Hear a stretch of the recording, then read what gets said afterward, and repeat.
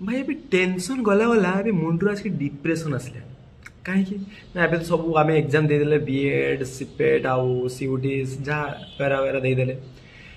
ଏବେ କ'ଣ କରିବା ବିଏଡ୍ କରିବା ନା ପିଜି କରିବା ବିଏଡ୍ କରିବା ନା ପିଜି କରିବା ଘର ଲୋକ ବେଳେବେଳେ କହୁଛନ୍ତି ପିଜି କରିଦେ ବେଳେବେଳେ କହୁଛନ୍ତି ବିଏଡ୍ କରିଦେ ବିଏଡ୍ କରିଦେଲେ ଅଧିକା ଶୀଘ୍ର ଚାକିରି ପାଇଯିବ ଆଉ ବାହାର ବାଲା ଯେତେବେଳେ ଆସୁଛନ୍ତି ଏବେ ପ୍ଲସ୍ ଥ୍ରୀ ସରିଗଲା ଏବେ କ'ଣ କରିବୁ ନା ଭାଇ ପିଜି କରିବି ଆରେ ପିଜି କାହିଁ କରୁଛୁ ବିଏଡ୍ କରିଦେ ଦେଲେ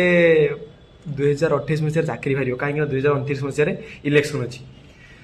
ତ ଚାକିରି ପୁରା ସେତେବେଳେ ଥୁଆ ଭାଇ କ'ଣ ଏ ମୋ ତମ ଶ୍ୱଶୁର ଥିଲା କି ସେ ଚାକିରିଟା ଦେଇଦେବ ବୋଲି କହୁଥିଲା ଯେଉଁମାନେ ବି କହୁଛନ୍ତି ସେ କଥା ଛାଡ଼ ଯେଉଁମାନେ ବି ପିଜି ବି କରିବା ପାଇଁ କହୁଛନ୍ତି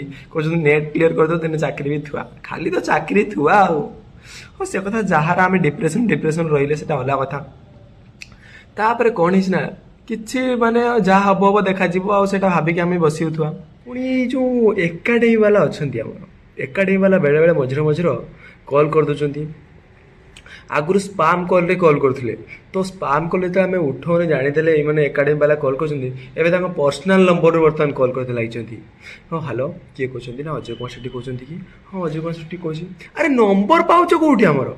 ତୁମେ ଯଦି କଲ୍ କରୁଛ ନମ୍ବରଟା କେଉଁଠି ପାଉଛ ଯେଇଠି ପାଅ ତୁମେ ଆମକୁ କହିଲ କ'ଣ ବିଏଡ୍ କରିବ କି ନା ବିଏଡ୍ କରିବାନି ପିଜି କରିବା ତ ସେଟା ଗଲା ପରେ ବି ସେମାନେ କହୁଛନ୍ତି ଗୋଟେ ଫ୍ରିର ଜ୍ଞାନ ଦେବା ପାଇଁ ଯାଉଛି ଆରେ ଆମର ଜ୍ଞାନ ଦରକାର ନାହିଁ କ'ଣ ଜ୍ଞାନ କହୁଛନ୍ତି ଆଗେ ବିଏଡ୍ଟା କରିଦିଅ ତାପରେ ପିଜିଟା କରିବ ଲାଇଫ୍ ପୁରା ସେଟ୍ ହେଇଯିବ ତୁମେ ଜାଣିଥିଲ ଆମ ଲାଇଫ୍ଟା ସେଟ୍ ହେଇଯିବ ବୋଲି ଭାଇ ଏଇ କଥାର ମାନେ ବହୁତ ଡିପ୍ରେସନ୍ ଷ୍ଟ୍ରେସ୍ ଭରି ଅଛି ଆଉ ଆପଣମାନେ କ'ଣ କରୁଛନ୍ତି ପିଜି କରୁଛନ୍ତି ନା ବିଏଡ୍ କରୁଛନ୍ତି ସେଟା ଟିକେ କମେଣ୍ଟ ମାଧ୍ୟମରେ ଜଣାନ୍ତୁ ଆଉ ଯଦି କିଛି ସଲ୍ୟୁସନ୍ ନ ପାଉଛନ୍ତି ତାହେଲେ ଚାଲ ସୁରଟ ପଳେଇବା ଆରାମସେ ପଇସା ଇନକମ୍ କରିବା ପୁରା ଶାନ୍ତିରେ ବସିକି ରହିବା।